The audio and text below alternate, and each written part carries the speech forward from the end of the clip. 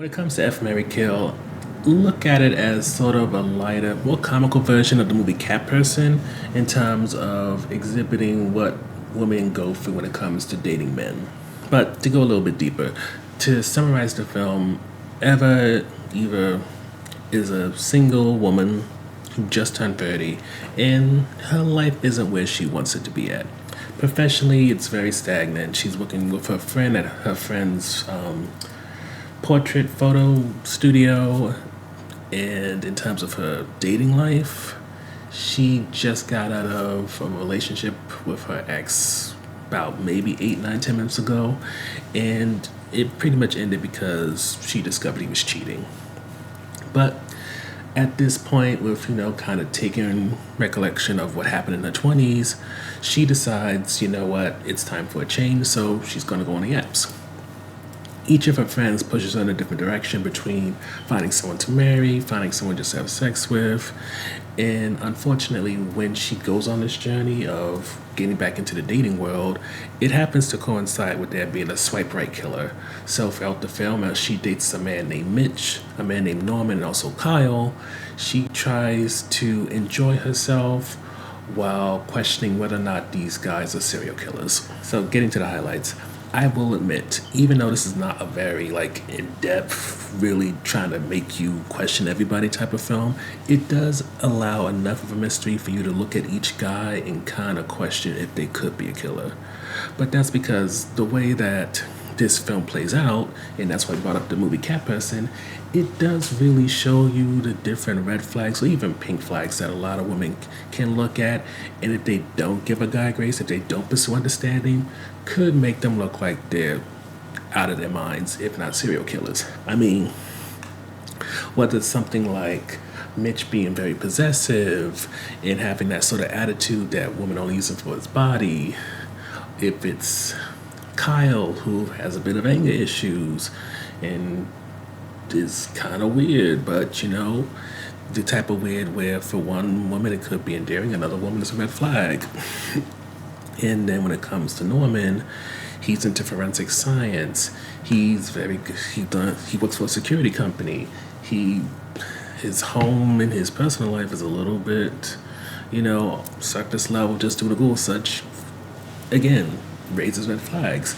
And for each of these men to kind of point you in a direction in a way where you're never really sure if they're just weird, kind of worrisome men, or if they may be actually the serial killer. And I'll even take it a step further in that, touching upon the whole, whether you give a guy grace or pursue understanding, this movie really does remind you that a lot of the stuff people think is normal or acceptable is actually very much worrisome. And then when you throw in the dating world on, the whole expectation that a lot of women, and maybe even gay men when they're dating, may have, when you learn things about people, there's always that chance that, maybe it's not something to worry about, but do you really want to take that chance? Do you really want to just let something go because you want to see the best in this person? You may think this person's attractive. I mean, we all know the story of Ted Bundy amongst others, so should we use that as an example of why you should be paranoid, or is that just an exception? Is this person an exception? Are you missing all the signs? You kind of see that go through Eva's mind as she goes through this film. And again, does this lead to a masterful questioning of who is the killer? No. But if you want something that's a bit lighter when it comes to a mystery and not something that's dramatic and heavy, this could do well for you. But with that said, this movie isn't purely about Eva, whatever, in dating these three guys. There's also kind of about her friend group, and the reason why I bring up the friend group is because this friend group matters in that they're all pushing for her to do something different. Her best friend, who she works for, is pushing her to marry somebody because she wants, that ideal fantasy of them raising their kids together, maybe the kids dating, yada, yada, yada. Another one wants her to just get out there and have sex. And then when it comes to her sister's kind of the paranoid type when it comes to Eva meeting all these guys. And unfortunately, with the way this movie works, for most of the ladies in the film, if they are not Lucy Hale, it seems like they're kind of simple, and we don't get more than just what we get in the initial introduction of name, age, marital status, and then maybe a special fact about them. And for the most part, none of them evolve beyond that.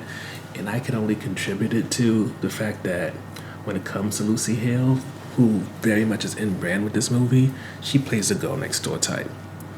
Curses a little bit, but pretty much girl next door. And for two of the characters got a little bit of edge on them, I feel like they're especially downplayed and kind of muted just so that they're not competing with Eva for the spotlight and allowing Hale to still be the most interesting and the most attractive amongst them. But with all that said, when it comes to F. Mary Kill, it is likable in the sense that it presents a nice mystery and even provides an interesting point of view of what it's like to date in that dating app era. But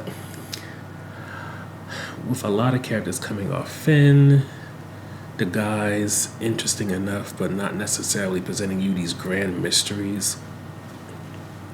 I mean, this is a decent film, but it doesn't feel like one that is really going to make much of an impact in general, never mind for Hale's career.